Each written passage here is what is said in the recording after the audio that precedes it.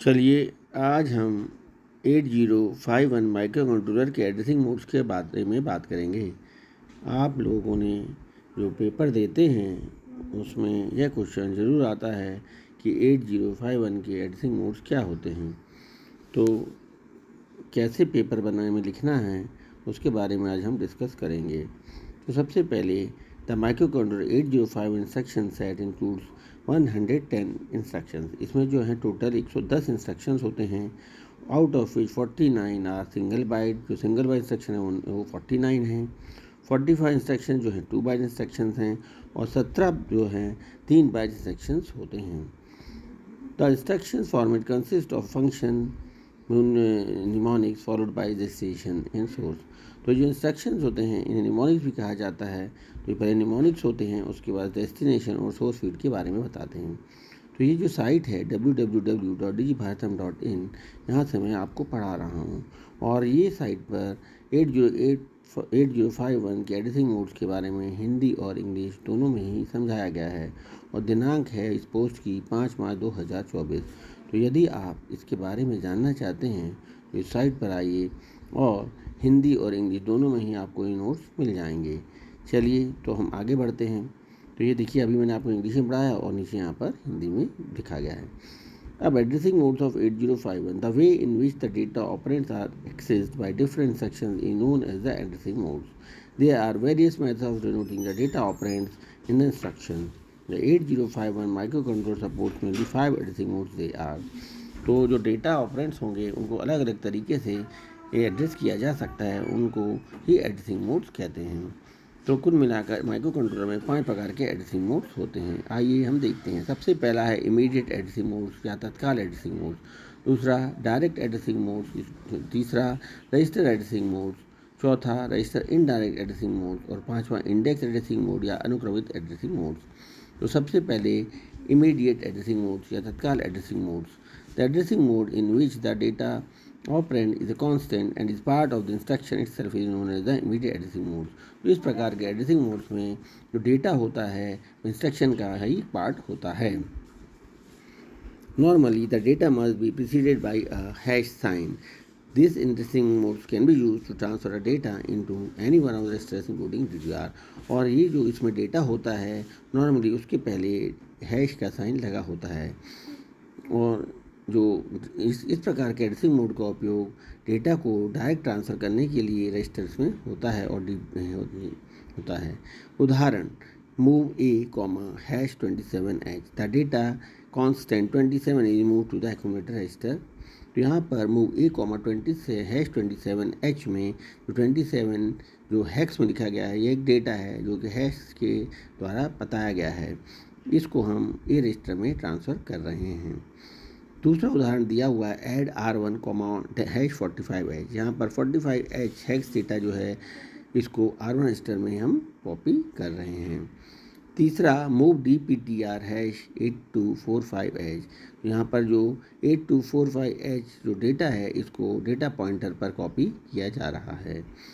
दूसरा मोड आता है direct addressing modes. The addressing modes in which the data operand is in RAM location 00 से लेके 7FH and the address of the data operand is given in section is known as directing addressing mode। The directing addressing mode uses the lower 128 bytes of internal RAM and SFRs। तो direct addressing modes में जो RAM के जो location है 00 से लेकर 7FH उसको address किया जा सकता है और डेटा को वहाँ से कॉपी किया जा सकता है डायरेक्ट, इसीलिए इसे डायरेक्ट एड्रेसिंग मोड्स होते हैं। इसमें 128 बाइट्स ऑफ इन रैम की लोअर बाइट यूज़ होती हैं और साथ में SF स्पेशल फंक्शन इससे SFR यूज़ होते हैं। उदाहरण के लिए move R1 42H, move the content of RAM location 42H into R1 register. यहाँ पर देखिए आप 42H के आगे हैश नहीं लगा, मतलब ये डेटा नहीं है, ये क्या है एड्रेस है। तो 42H का मेमोरी का लोकेशन है वहाँ से डेटा को उठाया जाएगा और R1 में कॉपी किया जाएगा। Move 49HA, move the contents of the accumulator into the RAM location 49H। यहाँ पर ए से डेटा उठाया जाएगा और 49H जो कि एड्रेस है मेमोरी लोकेशन का वहाँ पर कॉपी किया जाएगा। ऐड A 56H, ये तीसरा उदाहरण है और इसमें 56H से मेमोरी लोकेशन डेटा को उठाया जाएगा और वहाँ के डेटा को ए रजिस्टर के डेटा से ऐड किया जाता है। तो ये जो हम देख रहे थे ये डायरेक्ट एड्रेसिंग मोड का उदाहरण था।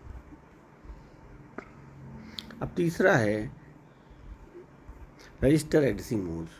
The addressing mode in which the data operand to be manipulated lies in one of the registers is known as register addressing mode. तो जैसा कि नाम से पता है रजिस्टर एड्रेसिंग मोड में रजिस्टर का उपयोग किया जाएगा। तो देखिए उदाहरण इसके, move A,R0, move the contents of register R0 to accumulator. यहाँ पर R0 के रजिस्टर के कंटेंट को एक्यूमुलेटर या ए में कॉपी किया जा रहा है या ले जाया जा रहा है। दूसरा उदाहरण है add A,RX, add the content of the RX register to the accumulator. यहाँ RX के कंटेंट को A के कंटेंट्स के साथ ऐड किया जा रहा है। Move P1,R2, move the contents of the R2 register into port 1। यहाँ पर जो R2 रजिस्टर कंटेंट्स को है P1 मतलब पोर्ट 1 में कॉपी किया जा रहा है। और अगला उदाहरण है move R5,R2, this is invalid, the data transfer between register is not allowed. तो इस प्रकार के जो R5 और R2 इस प्रकार का ये जो इंस्ट्रक्शन दिया हुआ है इनवैलिड है, यह अमान्य है और इस प्रकार के डेटा रजिस्टरों की अनुमति नहीं होती, मतलब ये गलत है, ये यूज़ नहीं किया जाएगा। अब रजिस्टर इनडायरेक्ट एड्रेसिंग मोड्स। तो अगला हमारा जो टाइटल है register indirect addressing modes. The addressing mode in which register is used as a pointer to the data memory block is known as register addressing indirect addressing mode. तो जैसा कि नाम से पता है यहाँ पर रजिस्टर्स का उपयोग एड्रेसिंग करने के लिए होता है, इसीलिए इसे कहते हैं रजिस्टर इनडायरेक्ट एड्रेसिंग मोड्स। तो इसके उदाहरण कैसे, यहाँ पर जो है उसके मेमोरी ब्लॉक के पॉइंटर के रूप में जो एड्रेसिंग का रजिस्टर का उपयोग किया जाता है। उदाहरण मूव A,@RO। यहाँ देख पा रहे हैं @RO लिखा हुआ है। तो move the contents of the RAM location whose address is in R0 into accumulator. तो यहाँ पर जो R0 जो रजिस्टर है वहाँ पर जो एड्रेस लिखा होगा वहाँ से जो एड्रेस लिखा होगा वहाँ से कॉपी होगा डेटा और ए में कॉपी होगा। तो रैम स्थान तो जिसका कि लोकेशन कहाँ दिया हुआ है, रैम लोकेशन कहाँ दिया हुआ है R0 में, और यहाँ से डेटा उठेगा और ए में कॉपी हो जाएगा। तो R0 क्या स्टोर कर रहा है यहाँ पर, एड्रेस, तभी यहाँ पर लिखा हुआ है मूव A,एड्रेस एट R0, A@ मतलब एड्रेस। दूसरा उदाहरण है move @R1,B, move the contents of B into RAM location whose address is held by R1। यहाँ पर जो R1 है उसके आगे @ लगा है, मतलब R1 में जो भी स्टोर होगा वो एड्रेस होगा मेमोरी लोकेशन का। तो B से जो डेटा होगा वो आएगा और R1 में जो एड्रेस दिया होगा वहाँ पर कॉपी हो जाएगा। When R0 and R1 are used as pointers, they must be preceded by @ sign. One of the advantages of register indirect addressing mode is that it makes accessing the data more dynamic than static, as in the case of diagrams. तो इसमें क्या है, जब भी आप R1 या R2 को register address की तरह एड्रेस रजिस्टर का यूज़ करेंगे तो उसके सामने @ का निशान लगाया जाता है। मूव @R1,B, तो बी के डेटा को R1 में जो भी एड्रेस दिया है वहाँ पर कॉपी करते हैं। तो ये हिंदी में भी यहाँ पर साथ साथ में दिया हुआ है, इंग्लिश में भी दिया हुआ है। और जो इसके बाद आता है इंडेक्स एड्रेसिंग मोड या अनुक्रमित address mode. This addressing mode is used in accessing the data elements of lookup table entries located in program ROM space of 8051। इस एड्रेसिंग मोड का उपयोग 8051 के प्रोग्राम ROM स्पेस में स्थित लुकअप टेबल वस्तुओं के डेटा तत्व तक पहुँचने के लिए किया जाता है। तो यहाँ पर जो है जो इसमें आपको पता है कि इसमें रैम और रोम दोनों प्रकार की मेमोरीज होती हैं। तो जो रीड ओनली मेमोरी स्पेस में लुकअप टेबल होंगे वहाँ की अगर हम एंट्रीज को देखना चाहते हैं तो इस प्रकार के इंडेक्स एड्रेसिंग मोड का उपयोग किया जाता है। उदाहरण move C @A+DPTR. The 16-bit register DPTR and register A are used to form the address of the data element stored in on-chip ROM. Here C denotes code. In this instruction, contents of A are added to the contents to the A are added to the 16-bit DPTR register to form the 16-bit address. तो यहाँ पर आप देख पा रहे हैं कि जो A+DPTR data point register plus A की जो वैल्यू होगी उससे एड्रेस बनेगा 16 बिट का, और वहाँ के जो कंटेंट्स हैं वो कॉपी हो जाएंगे A में हो जाएंगे और ऐड हो जाएंगे। ठीक है।